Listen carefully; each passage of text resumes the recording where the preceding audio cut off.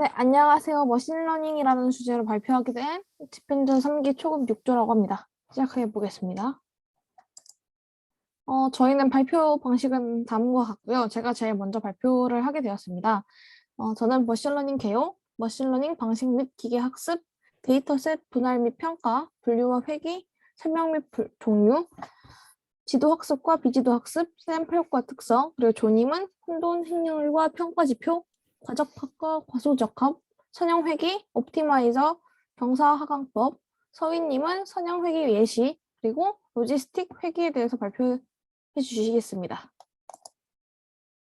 일단 머신러닝이라는 주제에 대해서 발표하기 전에 머신러닝이란 을 먼저 알고 가야 할 것 같은데, 머신러닝은 딥러닝을 포함하는 큰 개념으로서 저희는 사전에서는 경험을 통해서 자동으로 전보다 더 나아지는 알고리즘의 연구라고 이야기를 하는 겁니다. 그러니까 기존의 프로그래밍이랑 비교를 해보자면, 원래 기존의 프로그래밍은 데이터와 이거에 대한 규칙을 우리가 알고 있어서 거기에 대해서 이러한 답을 찾는 거라면, 머신러닝은 규칙을 모르는 상태에서 해답과 데이터를 통해서 규칙성을 찾고 나서 다시 프로그래밍을 들어가는 거라고 생각하시면 될 것 같습니다. 머신러닝의 특징은 다음과 같고요. 모델의 평가, 분류형 회귀, 아까 말씀드린 것처럼 저희가 발표할 부분에 대해서 머신러닝의 특징이라고 생각을 해주시면 될 것 같습니다. 모델의 평가 방식을 설명하기 전에 데이터의 구성 요소에 대해서 말씀을 드릴 건데요. 저희 원래 그 알고리즘을 풀 때 데이터 방식은 훈련과 테스트 방식이 있는데, 저희는 여기에서는 검증 데이터도 포함해서 전체 데이터를 이야기를 하고 있습니다. 훈련 데이터는 저희 그냥 말 그대로 머신러닝 모델을 학습하는, 훈련시키는 데이터를 말하는 거고요. 테스트도 똑같이 모델을 테스트하는 용도의 테스트 데이터를 말씀드리는 겁니다. 근데 검증 데이터가 여기서 이 검증 데이터가 뭐지? 하시는 분들이 많을 텐데요. 검증 데이터는 이 모델을 테스트하기 전에 이 테스트가 괜찮은지에 대해서 성능을 다시 조절하는 용도라고 생각을 하시면 될 것 같습니다. 이걸 조절하는 것을 하이퍼 파라미터 조정을 한다고 이야기를 합니다. 그래서 그런 데이터를 세 가지로 나누고 나서 훈련을 시키고 검증을 다시 받고 나서 테스트를 하게 됩니다. 만약에 여기서 테스트에서 결과가 석연치 않게 된다면 하이퍼 파라미터 튜닝을 계속해서 다시 검증을 하고 테스트를 하고 검증을 하고 테스트를 하는 반복 형식이라고 생각을 하시면 됩니다. 그리고 평가에 대해서 저희가 말씀드렸을 때 분류 문제와 회귀 문제 두 개로 나누어서 문제를 선택할 수 있는데요.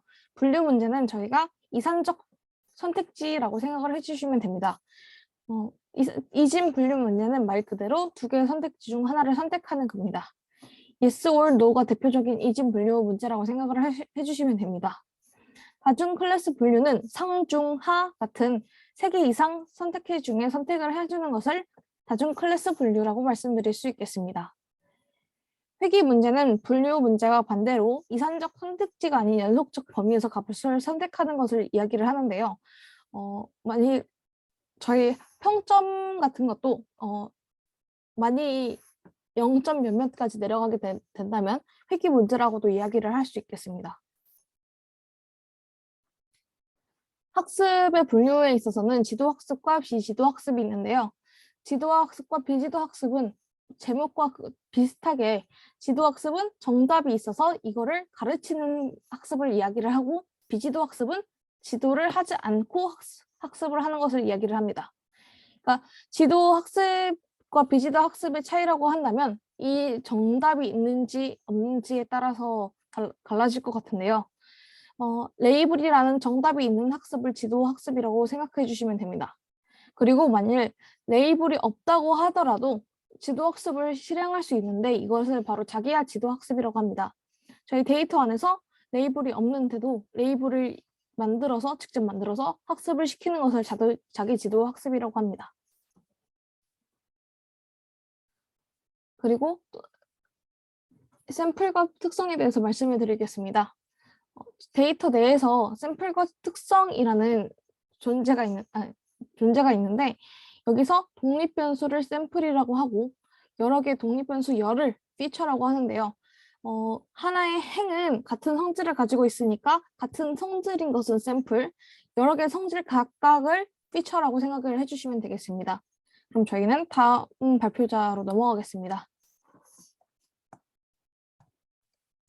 네.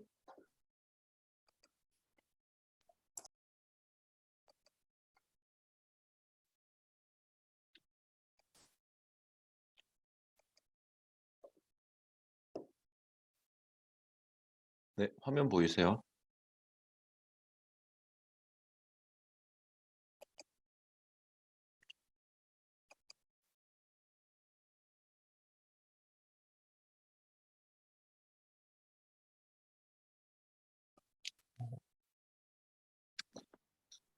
네, 보이신다고 생각하고 오겠습니다. 네. 선생님, 네. 지금 다른 쪽 화면이 보이고 있거든요. 아, 그래요? 잠시만요.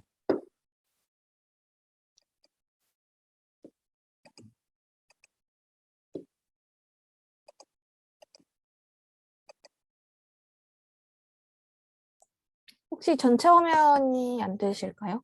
지금 디스플레이 세팅에서 전체 화면이 아니라 뒤에 있는 화면까지 보이는 세팅이 되시는 것 같거든요. 지금은요? 지금 괜찮습니다. 네, 이제 시작하겠습니다. 네, 안녕하세요. 두 번째 발표를 맡은 조라고 합니다. 예. 혼돈 행렬, 영어로는 confusion matrix라고 하고요. 일단 깊게 들어가기 전에 정확도, 어큐러시, 정확도의 경우에는 보통 맞춘 결과를 전체 결과로 나눈 값을 이야기하는데 이럴 경우에는 보통 예를 들어서 뭐 날씨 이런 걸 얘기했을 때 뭐 200일 동안 뭐 3일 비가 왔고 뭐 200일 내내 맑았을 때 그때 뭐 다 맑다고 했을 때 뭐 3번 틀린 경우 90몇 프로 이런 식으로 맞다고 나오기 때문에 정확도에 대해서는 큰 의미가 없고요. 그래서 이 혼돈 행렬이라는 게 나왔고요.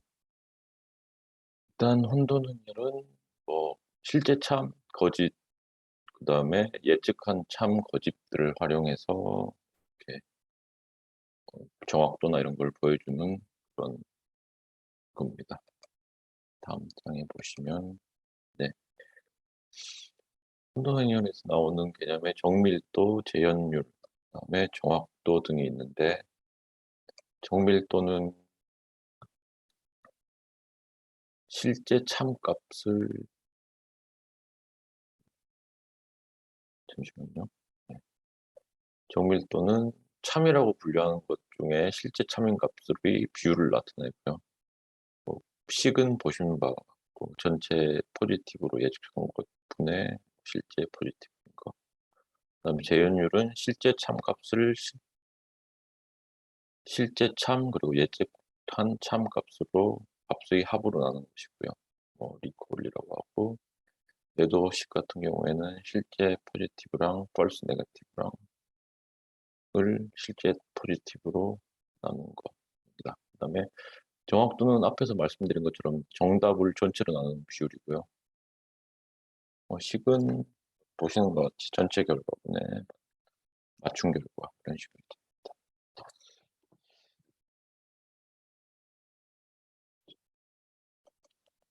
네, 그 다음에 보시면 뭐 F1 스코어라고 해서 프리시전 아까 봤던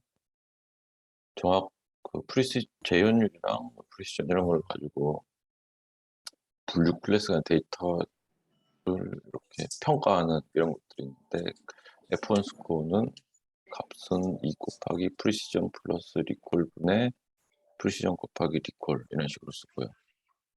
그 외에 다른 뭐 평가 쓰는 데는 뭐 ROC 커브나 AUC 그다음에 NLP 같은 경우 룩에 이런 걸 많이 쓰니까 다음에 한번 시간 되시면 좀 찾아보시기를 추천드립니다. 네, 그다음에 가적합과 과소적합입니다. 간단히 말씀드리면은 뭐 둘 다 좋지 않은 것들이고요. 과적합은 훈련 데이터를 너무 과하게 학습시켜서 훈련 데이터 이외에는 성능이 잘 안 나오는 상황을 얘기하고요. 과소적합은 반대로 훈련을 덜 시켜서 성능이 낮고 이런 경우를 얘기를 합니다. 딥러닝에서는 이 과적합을 방지하기 위해서 드랍아웃이나 얼리 스타핑 같은 것들을 사용해서 이렇게 방지를 하고 있고요. 그다음에 딥러닝에서 보통 이렇게 분석하는 스텝들은 보시는 것처럼 이렇게 나옵니다. 네, 선형회귀 말씀드리겠습니다. 선형회귀는 보통 우리가 예측할 때 시험 뭐 일반적으로 제일 많이 나오는 게 시험 공부하는 시간 대비 점수가 몇 점이 나오는데 더 공부하는 시간 대비 점수가 더 오를 것이다. 내지는 뭐 먹는 양이 동일할 때 하루 걷는 횟수를 늘리면 몸무게가 줄 것이다. 그다음에 집도 같은 동네 같은 단지에서 집 평수가 클수록 매매 가격이 더 비쌀 것이다. 이렇게 어떤 요인으로 해서 특정 값이 영향을 받는 이런 것을 선형액이라고 하고요. 선형액에서 보시면 영향을 주는 X값을 독립변수라고 하고요. 영향을 받는 값을 Y, 종속변수라고 합니다. 그리고 독립변수가 하나이면 단순 선형액이라고 하고 독립변수가 여러 개면은 다중 선형액이라고 합니다. 네. 보통 단순 선형액기는 y equal wxb 이런 식의 식이 성립되고요. 다중 선형 같은 경우에는 y equal w1 곱하기 x1 플러스 w2 곱하기 x2 그다음에 쭉 해서 플러스 b까지 하고 여기서 나오는 w는 뭐 weight라고 해서 가중치를 얘기하고 b는 bias 편향을 얘기합니다.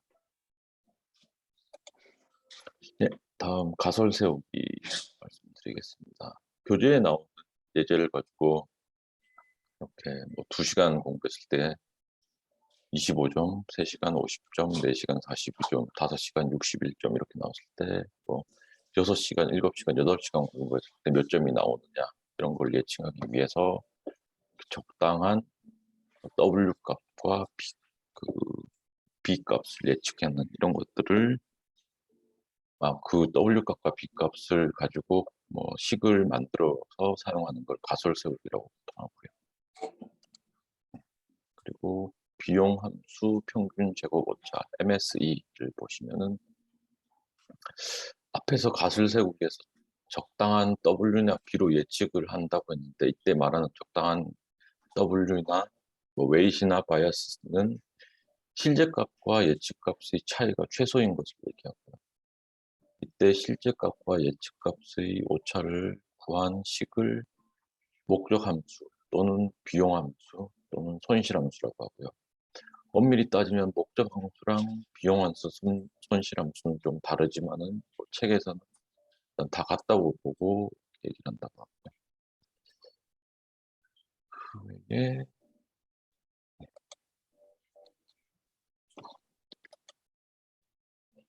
평균 제곱 오차를 보시면은 앞에서 나온 공부 시간을 구하는 식을 뭐 여기서 보시면 W 이퀄 13X 플러스 1이라고 봤을 때 그림에서 보는 것과 같은 이런 선이 그어지고요.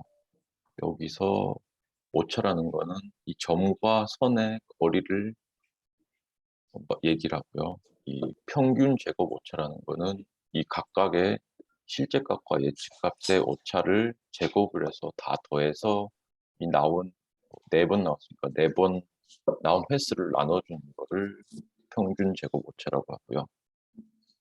때 보시면 왜 제곱을 해주느냐 그런 경우에는 여기 어떤 경우에는 실제값이 적고 어떤 경우에는 실제값이 더 크고 해서 이거 그대로를 사용하기에는 약간 오류가 있을 수 있고요. 그래서 이 제곱한 값을 다 더해서 나누는 그런 방법을 쓰고 그 외에 꼭 이걸 제곱을 하지 않고 절대값을 쓰면 어떨까라는 의문을 가질 수 있는데 그럴 때는 보통 그렇게 쓰는 경우도 있고 그거를 MAD, Mean Absolute Deviation이라고 하고요. 이게 뭐 MAD가 낫다, MSE가 더 낫다 이런 의미보다는 그 둘 중에 적당한 때에 적당한 값을 사용하는 게 최고다 이렇게 말씀드릴 수 있을 것 같습니다. 그리고 마지막으로 경사하강법은 선형회귀를 포함한 많은 머신러닝이나 딥러닝에서 아까 얘기했듯이 최고의 W와 웨이트 값과 최고의 바이어스 값을 찾는 게 문제인데, 이 문제를 찾는 이런 거를 찾는 알고리즘을 옵티마이저라고, 아니, 최적화 알고리즘이라고 부르고요. 그 중에 하나가 여기 나오는 경사하강법이고요. 아까 보시면은 그 실제 값과 예측 값의 가장 적은 차이를 찾을 때, 우리가 아까 그래프에서 이 직선을 하나 그었는데 그 W 값과 B 값을 계속 변환하면서 보면은 아마 이렇게 보이는 기울과 곡선이 이루어질 수 있고요. 최고의 하이퍼 파라미터를 세팅하는 거는 이 접선의 기울기가 0인 걸 찾아내는 이런 거라고 보시면 될 것 같습니다. 네, 좀 이상입니다.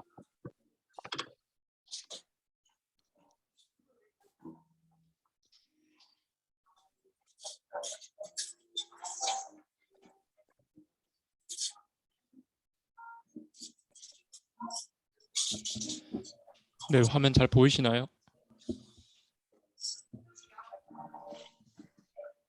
네, 그럼 발표 시작하겠습니다. 세 번째 파트 발표를 맡은 육조 서휘입니다. 딥러닝은 다량의 데이터들을 이용해 복잡한 연산을 처리한 결과들의 집합체입니다. 딥러닝을 이해하려면 노드 말단에서 이루어지는 기본적인 계산인 선형 회귀와 로지스틱 회귀에 대한 이해가 선행되어야 합니다. 텐서플로우 테이프 그레디언트 함수는 자동 미분 기능을 수행합니다. 함수의 각 지점에서 실시되는 경사 기울기 측정은 순간 미분을 통해 이루어지기 때문에 자동 미분 기능을 사용하면 선형 회귀를 좀 더 빠르고 효율적으로 구현할 수 있습니다. 이에 w제곱 플러스 5라는 임의의 식에 대해 실행하면 자동으로 미분한 값에 대해서 저장되는 것을 확인할 수 있습니다. 자동 미분을 통해 선형 회귀를 구현해 보겠습니다. 식에서 가중치 W와 B는 각각 4와 1로 설정하고 함수로 설정하여 적용합니다. 예시로 X 입력값을 3.5, 5, 5.5, 6으로 설정하면 함수를 통과하며 15, 21, 23, 25의 값으로 변하는 것을 확인할 수 있습니다. 본격적인 실험입니다. 손실함수는 두 개의 차이값을 제곱해서 평균을 구하는 평균 제곱 오차 MSE를 선택하였습니다. X와 Y 데이터는 다음과 같이 10배의 관계를 가지는 데이터를 사용하였으며 옵티마이저는 순정 경사 하강법을 0.01의 학습률로 적용, 총 300번의 반복 학습을 실행했습니다. 우측의 출력 메시지를 보시면 W와 B 파라미터 값이 업데이트됨에 따라 코스트가 지속적으로 줄어드는 것을 확인할 수 있으며 9.5의 값을 학습된 모델에 입력하면 1.086의 값이 출력됩니다. 해당 값은 다음 설명할 케라스를 통해 구현된 선형 회귀 모델과 비교하는 데 사용하겠습니다. 케라스를 사용하면 딥러닝 모델을 좀 더 간단하고 편하게 설계할 수 있습니다. 시퀀셜 명령을 통해 모델이 만들어지면 애들을 통해 하나씩 필요한 층을 추가하는 것이 작동 원리입니다. 케라스를 사용해 설계한 모델도 앞선 실험과 마찬가지로 동일 데이터, 반복 횟수, 옵티마이저, 학습률, 로스의 조건을 유지하고 결과를 보겠습니다. 비교 결과 자체 함수 형태, 선형 회귀는 1.086, 케라스를 통한 선형 회귀는 1.076으로 거의 유사한 결과가 나온 것을 알 수 있습니다. 로지스틱 회귀는 두 개의 선택지 중에 선택을 하는 이진 분류 문제를 효과적으로 해결할 수 있는 알고리즘 중 하나입니다. 10명의 학생들의 점수와 60점이라는 합격 커트라인이 있을 때 합격을 1로, 불합격을 0으로 설정하면 결과 그래프는 다음과 같이 일직선이 아닌 중간에 커브가 있는 형태로 나타납니다. 이진 분류의 작업에 y는 wx 플러스 b 같은 직선을 사용하게 되면 y 값이 무한대로 발산할 수 있기 때문에 직선은 적합하지 않으며 대신 출력은 0과 1 사이로 제한되면서 S자 형태로 그려지는 시그모이드 함수가 사용됩니다. 시그모이드 함수의 수식과 그래프를 통해 정보를 확인해 보겠습니다. 파이썬을 통해 구현했을 때 시그모이드는 다음과 같이 완만한 S자 형태의 그래프로 그려집니다. 가중치 W와 편향 파라미터 B를 수정했을 때도 파형의 차이가 발생할 뿐 변화 범위는 유지되는 것을 알 수 있습니다. 좌측 하단에 있는 시그모이드가 순정 시그모이드 함수, 다음 W와 B를 조절했을 때 그래프가 우측 위쪽과 아래쪽에 각각 표시되어 있습니다. 로지스틱 회기도 선형 회기처럼 경사하강법을 사용하여 최적의 가중치를 탐색하지만 비용 함수는 평균 제곱 오차가 아닌 목적 함수라는 명칭을 가진 별도의 함수를 사용합니다. 이유는 로지스틱 회기에선 평균 제곱 오차를 비용 함수로 사용하면 경사하강법을 실시하면서 잘못된 최소값에 고착될 가능성이 높기 때문입니다. 보시는 그래프에서 로컬 미니멈이 바로 잘못된 최소값으로 전체 함수의 최소값이 글로벌 미니멈이 아닌 특정 구역의 작은 값에만 도달되기 때문에 해당 문제를 방지하기 위해서는 목적 함수의 올바른 정의와 사용이 필요합니다. 목적 함수에서는 실제 값이 0일 때 y값이 1에 가까워지면 오차가 커지고 실제 값이 1일 때 y값이 0에 가까워지면 오차가 커지는데 이러한 변화 형태를 로그 함수를 통해 표현하면 좌측의 이미지처럼 나타납니다. 최종적으로 실제 값과 오차는 지금 보시는 그래프처럼 각각 y가 1일 때, 0일 때 오차 코스트를 표현할 수 있습니다. 로지스틱 회계의 목적 함수식은 우측에 표현된 식과 같으며 이때 로지스틱 회계에서 찾아낸 비용 함수를 두 개의 그래프가 교차하는 것을 의미한 크로스 엔트로피 함수라고 이름 지었습니다. 가중치를 찾기 위해서는 크로스 엔트로피 함수의 평균을 취하여 사용하며 케라스에서는 모듈 호출을 통해 손쉽게 사용이 가능합니다. 네, 이상으로 6조 머신러닝 발표 마치겠습니다. 질문 있으시면 각 파트별로 말씀해 주시면 저희가 답변해 드리겠습니다.